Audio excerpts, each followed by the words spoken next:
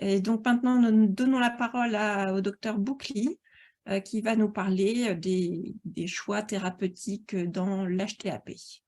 Merci Athénaïs. Mélanie, bonjour à tous. Merci de m'avoir invité aujourd'hui à vous parler donc un peu des décisions thérapeutiques qu'on fait dans l'hypertension artérielle pulmonaire.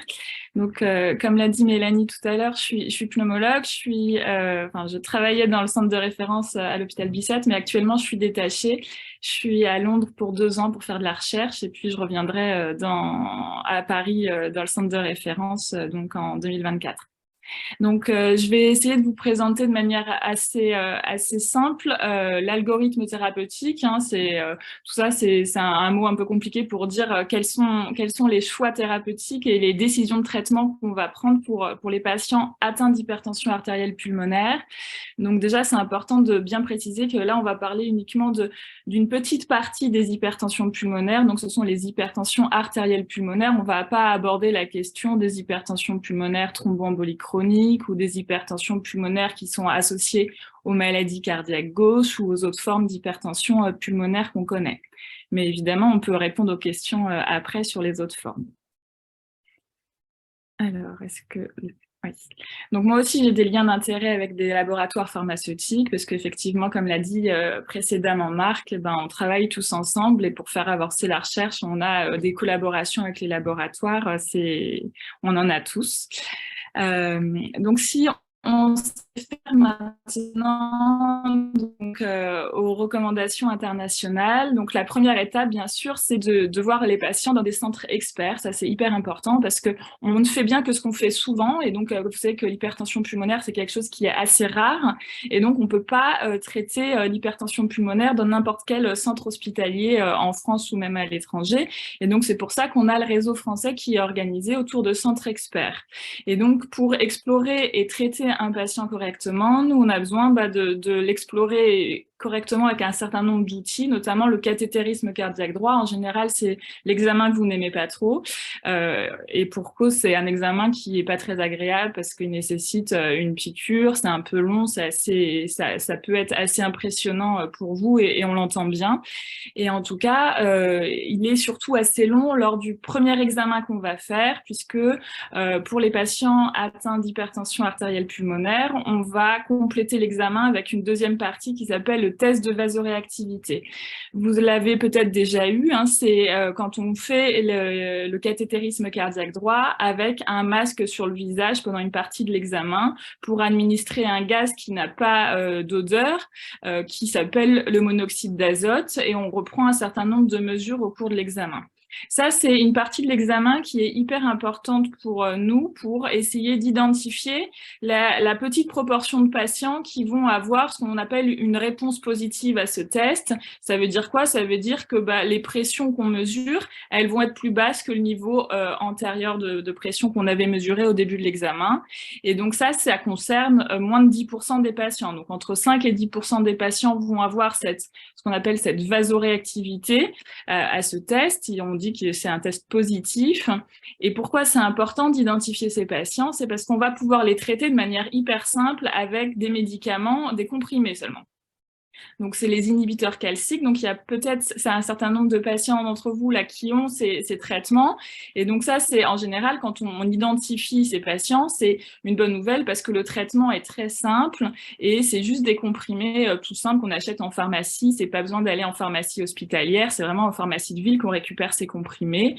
Et dans tous les cas, on va devoir réévaluer le patient au cours du suivi pour voir s'il a toujours cette réponse à ce médicament particulier qu'on donne, pour voir si on doit augmenter les doses ou pas. Donc ça, c'est la première étape du cathétérisme cardiaque droit. Elle vise justement à identifier ce sous-groupe de patients qui pourront répondre à ce traitement qui s'appelle les inhibiteurs calciques. Mais de la grande majorité des cas, dans plus de 90% des cas, il n'y a pas de réponse positive à ce test. Alors, c'est pas une mauvaise nouvelle, hein, c'est juste qu'on va appliquer un algorithme thérapeutique qui est différent. Ce ne sont pas les mêmes traitements qu'on va utiliser. On va utiliser les traitements que la plupart d'entre vous reçoivent. Donc, l'algorithme, il est assez compliqué, mais je vais essayer de détailler étape par étape ce qu'on fait en pratique. Donc, quand on est face à un patient qui n'a pas une vasoréactivité positive, hein, donc comme je l'ai dit précédemment, la première chose qu'on va faire, ce sont les mesures générales. Les mesures générales, ce sont tous les traitements qui sont autour de l'hypertension pulmonaire, mais qui sont hyper importants puisque sans ces mesures générales, on ne va pas réussir à faire une prise en charge complète. Les mesures générales, elles comprennent notamment l'administration de diurétiques. Les diurétiques, c'est les médicaments qui vous font faire pipi beaucoup toute la journée. Ça, c'est important, ça évite qu'il y ait des œdèmes qui s'installent, ou en tout cas, ça permet de les limiter au maximum. Et le fait de limiter ces œdèmes, ça limite aussi la fatigue que ça peut engendrer sur le cœur. Donc ça, c'est un médicament qui est important et que la plupart d'entre vous reçoivent, les diurétiques. Ça, parmi les mesures générales, il y a aussi le fait de mettre de l'oxygène aux patients qui en ont besoin quand ils ont un manque d'oxygène dans le sang. Donc ça fait partie des mesures générales qu'on peut faire. Il y a bien sûr la prise en charge psychologique des patients et de leurs familles qu'on peut leur proposer. Et puis, il y a également tout ce qui est réhabilitation, réentraînement à l'effort et proposer des exercices physiques de manière raisonnée. On vous demande pas de faire le marathon, bien sûr, mais faire de l'activité physique n'est pas une contre-indication dans l'hypertension pulmonaire. Et ça, je pense que c'est important de le préciser, puisque c'est des choses qui ont évolué ces dernières années. Donc là, maintenant, on sait que c'est plutôt bénéfique de faire de l'exercice physique quand on est atteint d'hypertension pulmonaire. Bien évidemment, quand on n'est pas à une phase où on est hospitalisé en soins intensifs et que ça va pas, hein. Mais quand on a des médicaments et qu'on vit sa vie à la maison, on peut bien sûr faire de l'exercice. Ça, les mesures générales, c'est vraiment une étape très importante parce que si on oublie cette case diurétique, oxygène, exercice physique, etc., prise en charge psychique, ça c'est vraiment important, psychologique, on va pas réussir à prendre en charge correctement nos patients et la prise en charge, elle sera pas complète. Donc ça, c'est vraiment important de penser à tous ces éléments. Et ensuite, on va se poser la question de savoir est-ce que le patient qu'on a en face de nous a ou non des comorbidités. Donc les comorbidités, qu'est-ce que ça veut dire? C'est est-ce que le patient a des maladies associées? Et parmi les maladies qu'on recherche particulièrement, c'est est-ce que le patient a un diabète? Est-ce qu'il a une hypertension artérielle? L'hypertension artérielle, c'est ce que le médecin recherche quand il vous prend la tension au brassard, votre médecin traitant ou les médecins à l'hôpital, c'est l'hypertension telle que la majorité des gens connaissent ce terme. C'est vraiment l'hypertension classique. Est-ce que le patient a un surpoids au stade d'obésité?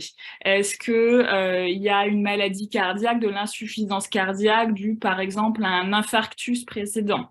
Donc tout ça, c'est des choses qu'on va rechercher pour voir si le patient il a d'autres maladies associées ou pas, parce que la prise en charge, elle va être différente en fonction du tableau global du patient. C'est-à-dire qu'on ne prend pas en charge juste une hypertension artérielle pulmonaire, mais on regarde tout ce qu'il y a autour pour essayer d'intégrer et de faire justement de la médecine la plus personnalisée possible. Tout le monde n'a pas exactement le même traitement. Donc, si on commence par les patients qui ont des maladies associées, hein, comme je vous l'ai dit, un diabète, une hypertension artérielle, là, c'est assez simple. Les recommandations de cette année nous disent qu'il est préférable d'initier un seul médicament, donc un seul comprimé par voie orale. Et donc, nous, on a le choix entre les différentes classes thérapeutiques qui existent, mais on commence par un seul médicament. Et puis, au cours du suivi, on va réévaluer, on va refaire un certain nombre d'examens, notamment le cathétérisme cardiaque droit, le test de marche de 6 minutes, un certain nombre de choses pour voir si, avec un médicament, ça suffit ou si ça ne suffit pas.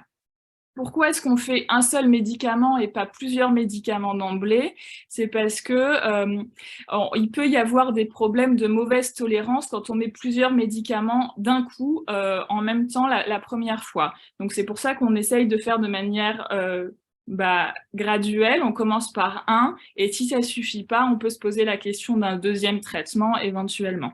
Mais on commence toujours par quelque chose de plus simple pour que la tolérance soit la meilleure. Si, en revanche, le patient qu'on a face à nous n'a pas d'autres maladies associées, n'a pas de diabète, n'a pas d'hypertension artérielle, n'a pas d'autres maladies, qu'il n'a qu'une hypertension artérielle pulmonaire, ce qu'on va commencer par faire, c'est essayer d'évaluer la sévérité de l'hypertension artérielle pulmonaire. Et donc, il y a plusieurs choses qu'on regarde. Évidemment, tous les patients ont eu un cathétérisme cardiaque droit, puisque le diagnostic repose sur cet examen. Donc, on va regarder tous les paramètres qu'on a mesurés au cathétérisme cardiaque droit pour essayer d'évaluer la sévérité. Est-ce que les pressions sont très élevées? Est-ce que le cœur il se contracte de manière assez efficace ou non? On va regarder un certain nombre de choses. On va évidemment faire le test de marche de 6 minutes. Vous avez probablement tous déjà fait ce test. On vous demande de marcher dans le couloir pendant 6 minutes et on mesure combien de mètres vous avez parcouru pendant ce laps de temps. Et donc, en fonction du nombre de mètres parcourus, ça nous donne une indication de la sévérité de l'hypertension artérielle pulmonaire. Bien sûr, vous avez les prises de sang et les prises de sang, elles nous servent notamment à mesurer ce qu'on appelle le BNP ou le NT-proBNP. Vous avez peut-être déjà entendu ce terme. Ça nous donne une indication aussi de la sévérité et du retentissement de l'hypertension artérielle pulmonaire sur le cœur lui-même. Et donc, plus c'est élevé, plus ça peut indiquer une sévérité de l'hypertension artérielle pulmonaire. Et bien sûr, je pense que l'étape la plus importante, c'est quand même la discussion avec le patient. Et c'est ce dialogue qui est vraiment primordial, puisque c'est ça qui va nous apporter le plus d'informations, parce que les autres, c'est des choses qu'on mesure, mais toute cette étape de discussion et d'échange avec vous, c'est ça qui va nous permettre d'évaluer quel est le retentissement de l'hypertension artérielle pulmonaire sur votre vie de tous les jours. Est-ce que est-ce que ça vous empêche de sortir de la maison, de faire vos courses, de porter des packs d'eau, de monter une rue en pente? Est-ce que c'est compliqué même pour prendre une douche? Donc tout ça, c'est des choses qu'on va évaluer, ou pour monter un étage, les escaliers, à quel point c'est difficile. C'est des choses qu'on va évaluer avec vous parce que ça nous permet, nous, de comprendre un peu quelle est la sévérité de l'hypertension artérielle pulmonaire pour essayer de comprendre à quel point ça impacte votre vie de tous les jours. Et en fonction de tous ces paramètres-là que je vous ai détaillés précédemment, on va établir un niveau de sévérité qu'on va dire faible. Ça, faible, c'est quand il y a peu de retentissement sur votre vie de tous les jours, vous êtes capable de monter les escaliers sans être essoufflé ou sans être fatigué, que les résultats du cathétérisme cardiaque droit sont bons, que vous marchez très bien, et que la prise de sang est rassurante. Donc ça, c'est ce qu'on dit sévérité faible. Et en face de ça, il y a les patients qui sont plus sévères et pour lesquels on va faire une prise en charge un peu différente. Par exemple, les patients qui ont une sévérité qui est élevée au moment du diagnostic, eux, on va leur proposer le maximum de traitements qui existent à l'heure actuelle et qui sont disponibles. On dit qu'on fait une trithérapie. Ça veut dire qu'on va administrer en même temps 3 médicaments. Parmi ces 3 médicaments, il y en aura 2 qui se prendront sous forme de comprimés, donc par voie orale, et il y aura un 3e médicament qui s'appelle la prostacycline qu'on va donner soit par voie intraveineuse à l'aide du cathéter sous-cutané, du cathéter intraveineux tunnélisé, ou alors par voie sous-cutanée, comme avec toujours le petit système de pompe pour administrer ces 2 traitements. Donc ça, c'est les traitements qui sont les plus contraignants, forcément, parce qu'il y a toujours cette pompe qui est reliée à vous, mais ce sont les traitements qui sont réservés aux patients qui, initialement, sont les plus sévères. Et quand on n'est pas à ce stade de sévérité, la majorité des patients vont être initiés sous la forme de ce qu'on appelle une bithérapie. Ça veut dire qu'on associe 2 médicaments par voie orale. Donc maintenant, ce qui est recommandé, c'est 2 médicaments ou 3 médicaments d'emblée selon la sévérité initiale. Alors que je vous rappelle, quand il y avait d'autres maladies associées, on commence par un médicament. Et ensuite, ce qui est vraiment important de comprendre, c'est que la réévaluation au cours du suivi, elle est primordiale parce qu'elle nous permet de voir l'efficacité du traitement qu'on a administré précédemment. Est-ce que les patients qu'on avait mis avec 2 médicaments, est-ce que les médicaments sont suffisamment efficaces? Est-ce que ceux qu'on a mis sous 3 médicaments d'emblée, les traitements ont été suffisamment efficaces ou non? C'est la question qu'on va se poser. Et maintenant, les réévaluations qu'on fait au cours du suivi, elles ont tendance à être plus simples qu'avant. Ça dépend des visites, mais en tout cas, le minimum utile pour nous médecins, ça va être évidemment tout le côté échange et discussion avec le patient. La deuxième étape, c'est le test de marche de 6 minutes. Et la troisième étape, ce sont la prise de sang pour la mesure du BNP ou du NT-proBNP. Donc ça, c'est vraiment le strict minimum, ce sont ces 3 examens. Et en plus, on peut faire soit une échographie cardiaque, soit un cathétérisme cardiaque droit, soit rien du tout.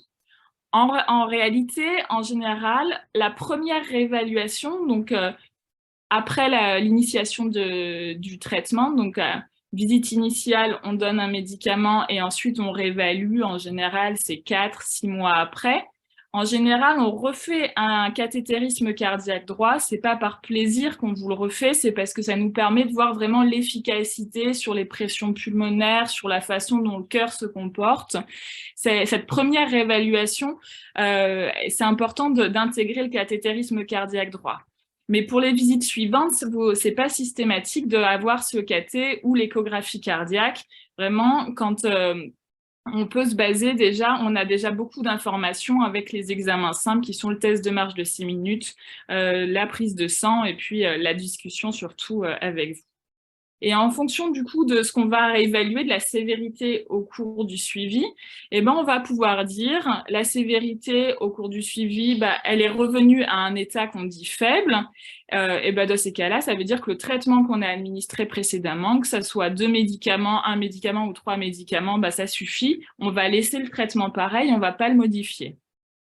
En revanche, si on considère que le traitement n'a pas été suffisamment efficace, en fonction du niveau de sévérité, on va se poser la question de comment est-ce qu'on peut renforcer on va ajouter à ceux que le patient recevait précédemment pour essayer d'améliorer les choses. Et donc, on peut se poser la question d'ajouter un 3e médicament par voie orale, ou alors de remplacer un médicament par un autre, ou alors d'ajouter une prostacycline par voie intraveineuse ou sous-cutanée pour ceux qui avaient uniquement 2 médicaments précédemment. Et donc ça, c'est toutes les questions qu'on va se poser. Et à chaque visite, c'est les questions qu'on se repose systématiquement. Est-ce que je suis satisfait du traitement que j'ai administré? Est-ce que le patient va mieux avec le tableau global? Oui, on laisse pareil. Non, il faut intervenir. Et donc ça, on comprend bien que parfois, ça peut être des mauvaises nouvelles pour vous. Ça peut être impressionnant quand on vous dit « il nous semble raisonnable d'introduire un nouveau médicament ». Parfois par voie sous-cutanée ou intraveineuse, c'est sûr que ça change la vie. C'est pas juste un comprimé et ça, on l'entend bien.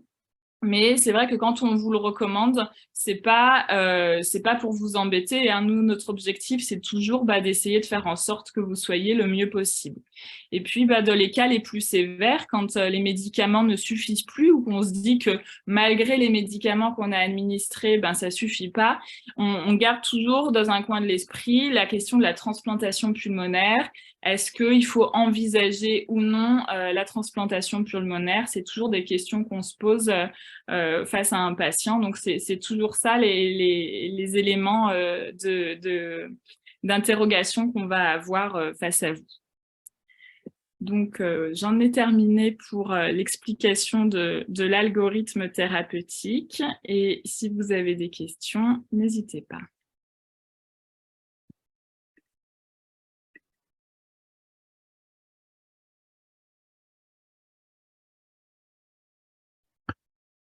Merci beaucoup, Athénaïs. Alors, c'est une petite question, enfin, c'est une question, non, elle n'est pas petite puisqu'on la pose et qu'elle a besoin d'être posée, mais ce n'est pas directement lié au traitement ni à l'algorithme, mais tout de même, c'est en relation avec un médicament. Une personne qui dit quand on suspecte une infection liée au cathéter, est-ce qu'on a le droit de prélever du sang depuis le cathéter? Non, alors ça, c'est pas quelque chose qui se fait. On peut pas prélever du sang sur le cathéter directement. C'est pour ça que c'est toujours compliqué de faire le diagnostic. Nous, pour faire le diagnostic d'une infection, il y a plusieurs choses qui vont nous alerter. Déjà, l'état local au niveau de la sortie, du point de sortie du cathéter entre la jonction peau-cathéter. Parfois, ça peut être un peu rouge, c'est ce qu'on appelle une inflammation locale. Parfois, ça peut être même, il peut y avoir un peu de pus. Donc déjà, nous, on regarde l'aspect local. Première chose. Il peut y avoir de la fièvre également, c'est pas systématique et le plus souvent, il n'y a pas du tout de fièvre dans les infections de cathéter tunnélisés. Ce qu'on regarde évidemment, c'est est-ce qu'il y a une infection dans le sang. Donc pour ça, on fait une prise de sang classique. On prélève pas sur le cathéter, on fait une prise de sang comme pour les visites de routine pour essayer de rechercher une bactérie dans le sang qui serait qui expliquerait le tableau présenté par le patient et le fait qu'il y ait une infection ou pas d'infection. Mais il y a un certain nombre de choses aussi qui peuvent nous alerter. Il faut savoir qu'une hypertension artérielle pulmonaire qui s'aggrave de manière brutale sans qu'il y ait d'autres raisons à côté, juste une aggravation, le fait que le patient soit plus essoufflé, qu'il y ait plus d'œdème, que le cathétérisme cardiaque droit soit moins bon, tout ça, c'est des choses qui peuvent nous faire suspecter une infection du cathéter sans qu'il y ait forcément une rougeur au point local, au point du cathéter. Donc nous, il y a plusieurs choses qu'on regarde et on va, dans ces cas-là, prélever du sang en périphérie, c'est-à-dire juste en une prise de sang classique. Mais c'est important de savoir qu'on ne peut pas prélever sur le cathéter parce que c'est pas fait pour ça. Il y a une valve anti-retour pour éviter le retour de sang dans ce cathéter. Il y a un risque que ça se bouche. Et puis après, il faut surtout pas faire un bolus, il faut pas pousser brutalement la prostacycline qui passe, elle doit être administrée à vitesse très, très progressive et très douce, il faut surtout pas l'injecter trop fort et donc ça serait dangereux de prélever sur le cathéter, donc c'est pour ça qu'on ne le fait pas. Merci beaucoup Athénaïs. Une autre question qui est posée d'ailleurs dans la discussion, y a-t-il une différence d'efficacité entre la prostacycline par voie sous-cutanée et la prostacycline en intraveineux? Non, c'est globalement assez similaire. Ça va plutôt être un problème de tolérance. Le problème de la prostacycline sous-cutanée, c'est que chez certains patients, ça va engendrer des douleurs au point d'injection, ce qui n'est pas systématique, mais ça peut engendrer des douleurs qui sont parfois fortes et désagréables avec des rougeurs et des douleurs, alors que la prostacycline par voie intraveineuse, le principal inconvénient, c'est le risque infectieux dont on vient de parler précédemment. Donc c'est toujours une espèce de balance. En termes d'efficacité, c'est assez similaire, il faut juste trouver la bonne dose pour le patient, mais ça va être vraiment une discussion qu'on va faire face au patient pour essayer de trouver ce qui est le plus adapté pour lui. Après, on comprend bien qu'il y en a qui préfèrent la voie sous-cutanée, il y en a d'autres qui préfèrent la voie intraveineuse.